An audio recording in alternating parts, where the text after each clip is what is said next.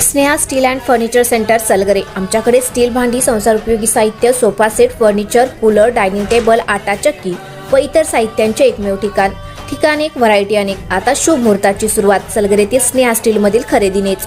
वाजवी दर, सजवा फर्निचरने तुमचे घर। सर्व साहित्यावर बजाज फायनान्सची खास सोय उपलब्ध। स्टील भांड्यांना 5 वर्षे गॅरंटी, तर फर्निचर साहित्यास किडवाळीपासून लाईफ टाईम वॉरंटी।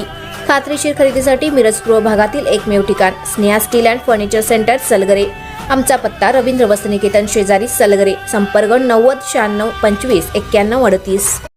प्रत्येक बातमीतील घटनेच्या वास्तविकतेची तुलना थेट पाहत रहा चांगली अपडेट। लोकसभेच्या रिंगणात यंदाची निवडणूक जितकी सोपी होईल असे वाटत असताना तितकीच चुरशीची झाल्याचे दिसून आले। खानपूर मतदारसंघाचे आमदार अनिल भाऊ बाबर व संजय काका पाटील यांचे टेंभू योजनेवरून चांगलेच रण तापले होते। मात्र भाऊंच्या निधनानंतर सुहास बाबर व अमोल बाबर यांनी काकांच्या व्यासपीठावर उपस्थिती दर्शवली खरी, पण अनिल भाऊ बाबर, सुहास बाबर, अमोल बाबर यांच्या बहुतांशी संघटनांनी विशाल पाटील यांना जाहीर पाठिंबा देत धक्का दिला।